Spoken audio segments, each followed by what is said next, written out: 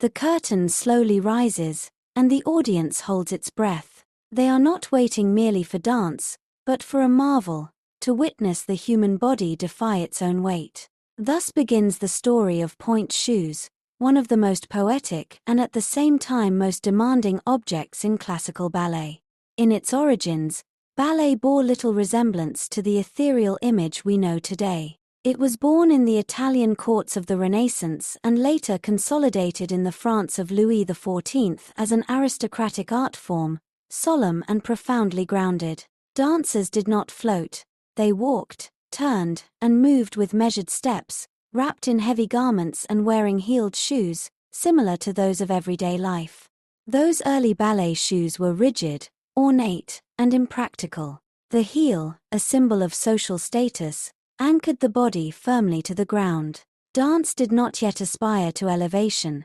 Its beauty lay in symmetry, elegance, and control, not in the illusion of weightlessness.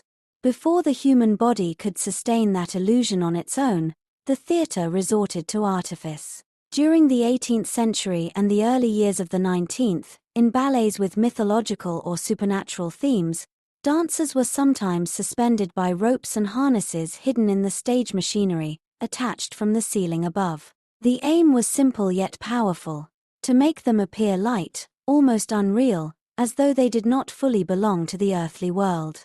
The audience was never meant to perceive the mechanism. From the stalls, the dancer seemed to float, to glide, barely touching the floor. Yet this solution had clear limitations. It depended entirely on machinery, restricted movement, and above all, did not arise from the dancer's own body. The true revolution was still to come.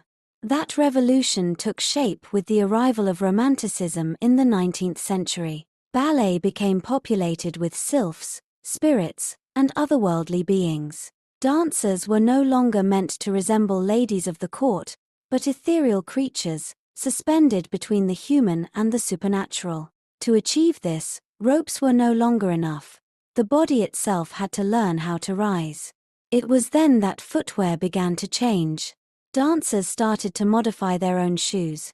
They removed the heel, thinned the sole, reinforced the toe with layers of fabric sewn by hand, and secured the shoes tightly to the foot with ribbons. There was still no rigid structure. These early attempts at dancing on the tips of the toes demanded extraordinary strength and absolute bodily control. Within this context emerges a key figure in the history of ballet, Marie Taglioni. In 1832, at the Paris Opera, Taglioni premiered La Sylphide. Her character was not human, but a forest spirit. To embody it, Marie rose onto the tips of her toes in a way never seen before.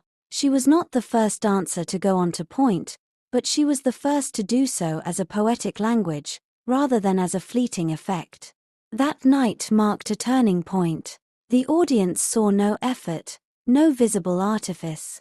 They saw lightness, purity, an illusion that until then had only been possible through ropes hidden high above the stage. Now, the magic emerged from the body itself.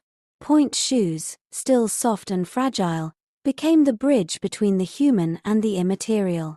For decades, dancing en pointe was almost an act of endurance. The shoes did not protect the foot, they merely accompanied it. Dancers padded the inside with cotton, cloth, or paper, and injuries were frequent.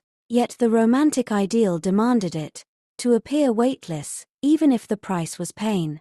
With time and technical progress, the shoe evolved. In the late 19th and early 20th centuries, hardened toe boxes and stronger soles began to appear, capable of supporting the dancer's full weight. The pointe shoe ceased to be a simple adapted slipper and became a specialized tool. Dancers such as Anna Pavlova played a decisive role in this evolution. With particularly arched feet, Pavlova reinforced her shoes to protect them, anticipating the modern design, a rigid box that encloses the toes and a sole that supports the arch of the foot. Thus the contemporary pointe shoe was born, an artisanal object, still largely handmade today, composed of layers of fabric, glue, and satin. Designed to disappear before the spectator's eyes and to make the body seem to defy gravity effortlessly. But that illusion comes at a cost. Pointe shoes have an extraordinarily short lifespan. In the world's great ballet companies such as the Paris Opera Ballet, the Royal Ballet in London, or the American Ballet Theatre, a professional dancer may use between 100 and 150 pairs of pointe shoes per year. Some last only a single performance, others, just a few rehearsals.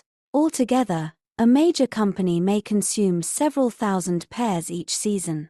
And here lies the final paradox. Pointe shoes are made to create lightness, yet they are the result of centuries of experimentation, physical sacrifice, and technical evolution. They replaced the ropes from the ceiling and transformed the human body into the true support of the illusion. The next time you watch a ballerina glide across the stage, remember this: she is not walking on air. She is in dialogue with history, with gravity, and with a pair of shoes that, for nearly 2 centuries, have allowed ballet to dream of flight.